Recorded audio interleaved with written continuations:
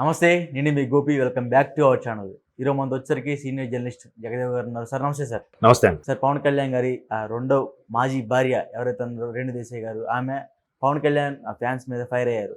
ఏంటి సార్ ఆ ఫైర్ అవ్వడంలో సబబే అనిపించింది నాకు. ఎందుకంటే అక్కడ వాళ్ళ నెటిజన్స్ పెట్టే కామెంట్ కూడా సబబే అనిపించింది. ఎందుకంటే ప్రతిది కూడా మనం కంపేర్ చేస్తాం. మన human nature, especially Indian human nature ఎలా ఉంటుందంటే, చిన్న ఎగ్జాంపుల్ చెప్తాను. మన కరెంటు పోయింది అనుకోండి, వెంటనే సబ్స్టేషన్ చెయ్యం, పక్కింటి వడుకుందో చూస్తాం. ఆడికి లేదురా అంటే మనకి లేదా, వస్తుందిలే వాడుకుండి మనకు లేకపోతే ఏమైంది వాడుకుంది మనకు లేదు, వాడుకుంది మనకు, ఈ యాంగ్జైటీ ఎక్కువైపోతుంది. ఏమ రైట్?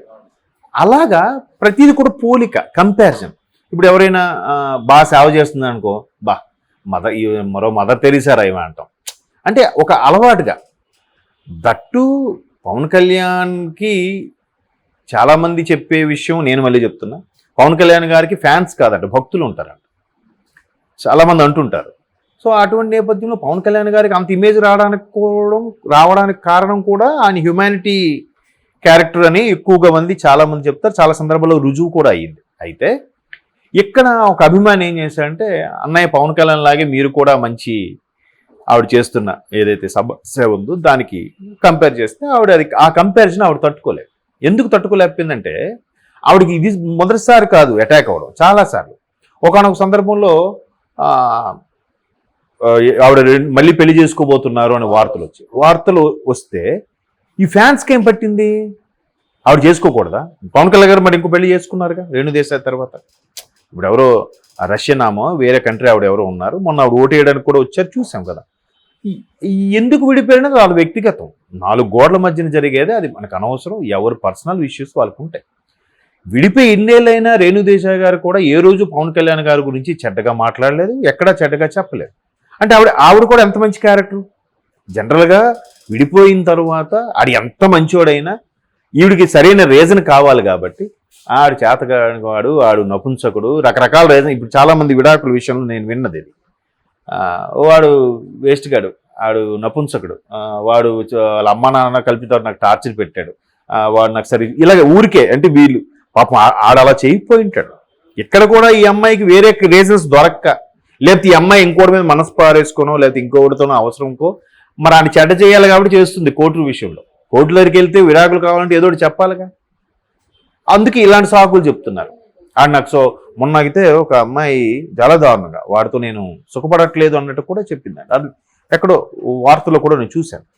అంటే ఇలాంటివి కొత్త పోకట్లు అయిపోతున్న నేపథ్యంలో, బట్ ఇన్నేళ్ళైనా ఈయన ఎక్కడ ఆవిడ గురించి ఎక్కడ ఒక మాట ఆడలేదు, ఆవిడ కూడా ఎక్కడ ఒక మాట ఆడలేదు. అంటే ఆ 4 గోడల మధ్యన వాళ్ళిద్దరికే తెలుస్తుంది ఏంటనేది. సో ఆవిడ కూడా చాలా ఇంటర్వ్యూస్లో కూడా ఈయన గురించి పాజిటివ్గానే చెప్పింది తప్ప నెగిటివ్గా చెప్పలేదు. మరి అది చాలు కదా. తర్వాత విడిపోయిన తర్వాత ఆవిడ లైఫ్ ఆవిడది, ఆవిడ మరి పెంచి పోషించుకోవాలి, 2 పిల్లలు ఉన్నారు, లేదంటే ఆవిడ పర్సనల్ లైఫ్ లీడ్ చేసుకోవాలంటే ఏదో ఒక తోడు అవసరం కదా ఆవిడకి కూడా. మరి అలా మాట్లాడినప్పుడు వెంటనే వీళ్ళు మా అన్నను వదిలి నిన్ను ఇంకో పిల్ల ఎలా చేసుకుంటారు, ఈడికెందుకే? అర్థమైందా? ఫ్యాన్స్ ఇందాక ముందు చెప్పాను, అన్న దృష్టిలో పడాలి, అన్న మెప్పు పొందాలి అనుకునే చాలామంది డైహార్డ్ ఫ్యాన్స్, చాలామంది అదే దాన్ని ఏమంటారంటే విచక్షణ కోల్పోయి కూడా ప్రవర్తిస్తారు. సో అది తప్పు.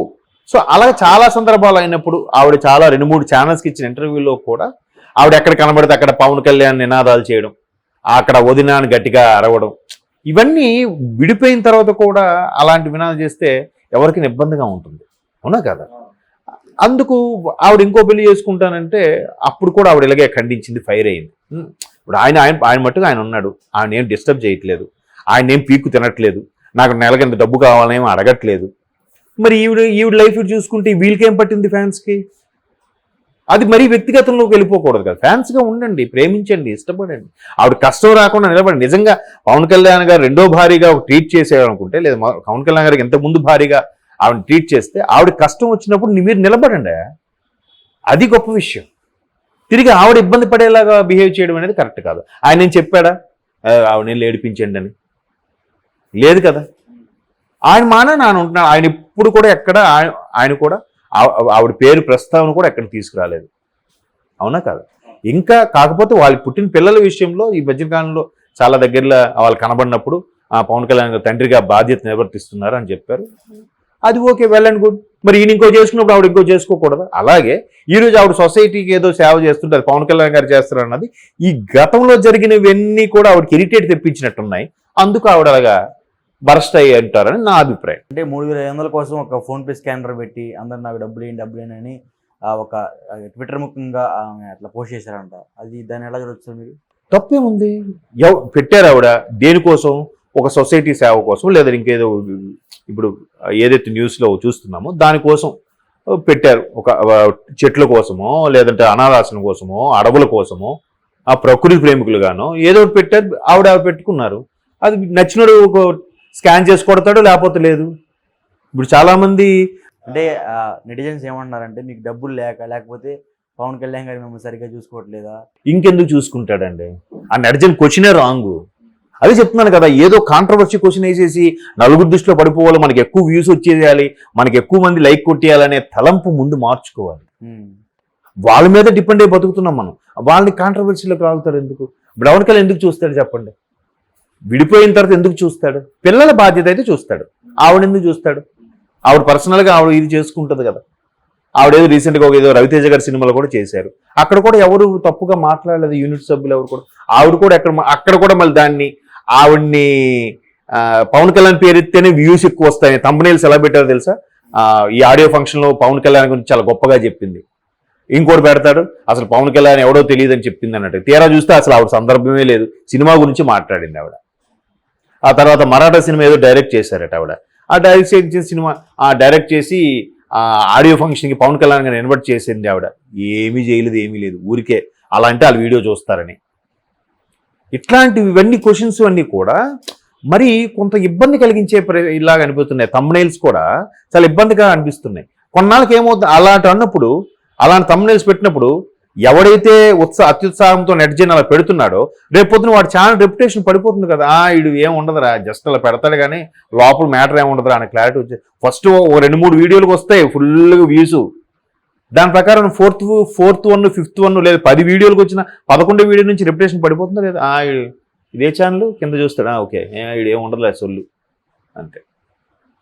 దానివల్ల ఎన్నాళ్ళు భుక్తి దొరుకుతుంది వాడికి. అలాగా ఎవరైతే ఇది పెట్టారో దానికి ఇంకా పవన్ కళ్యాణ్ ఎందుకు చూస్తాడు? చూసుకోవడం ఇష్టం లేకే ఇంకా వద్దనుకునే కదా గౌరవంగా విడిపోయారు.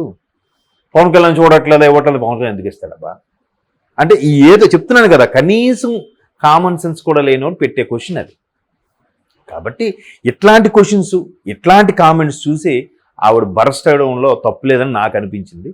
ఫ్యాన్స్ కూడా కొంతగా ఆలోచించి అర్థం చేసుకోవాలి. కొంతమంది మేబీ వాళ్ళ ఫ్యాన్స్ కాదేమో, పవన్ కళ్యాణ్ రెప్యుటేషన్ దెబ్బతీయడానికే పవన్ కళ్యాణ్ ఫ్యాన్స్ లాగా ఇలా క్వశ్చన్ చేస్తున్నారేమో, అలా కూడా అయ్యుండొచ్చు కదా.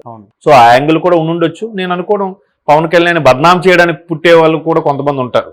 ఆ బద్నాం చేస్తూ వాళ్ళ రివ్యూస్, రేటింగ్స్ పెంచుకునేవాళ్ళు ఆ కోవకు చెందిన వ్యక్తులు అయి ఉండారని నా అభిప్రాయం. మొత్తం మీద ఆవిడ ఇప్పుడు ఎప్పుడైనా సరే సొసైటీలో ఎప్పటికి కూడా అమ్మాయి విషయం వచ్చేసరికి అందరూ యాంగ్జైటీ చూస్తారు, అబ్బాయిని ఇది చూడట్లేదు. సో వాళ్ళకి ఇబ్బంది కలుగుతున్న పరిస్థితుల్లో ఎక్కువపై మనం ట్రోల్స్ చేయకూడదు, ఫార్వర్డ్ చేయకూడదని నా వార్తలు. ఆ వార్తల్లో భాగమే నేను చెప్తున్నాను. ఇటువంటి నియంత్రిత పోకడలకు వెళ్ళిపోతున్నాయి, ఈగో పెరిగిపోతుంది అనే దాని మీద చాలా రకాల వార్తలు చూస్తున్నాను కూడా నేను చెప్తున్నాను. అదే ఇప్పుడు ఆయన అదే అంటున్నాను, ఆయనకి సంబంధం లేదు. ఆయన అయితే పర్టికులర్గా గుర్తు పెట్టుకొని మరి తీరా ఆయన తెలియచ్చు తెలియకపోవచ్చు, ఆయన మేబీ ఇండియాలో ఉన్నారో లేదో ఆయన, అవునా కదా. సో అందుకు ఏది కూడా ఎక్స్ట్రీమ్ లెవెల్కి వెళ్ళకూడదు. ఇప్పుడు మీరు నన్ను అడిగిన ప్రశ్న, ఇప్పుడు చాలామంది చాలా రకాలుగా విమర్శించారు 5 ఏళ్ళుగా కదా, మరీ దారుణంగా. ఇప్పుడు ఆ రోజా గారు అయితే ఒక సందర్భంలో ఏమన్నారు, పవన్ కళ్యాణ్ గాడిదికి వచ్చినట్టుగా 50 ఏళ్ళు వచ్చాయి అన్నారు. అది మనం అందరం చూసాం. వెంటనే దానికి సంబంధించి okay sir, thank you sir.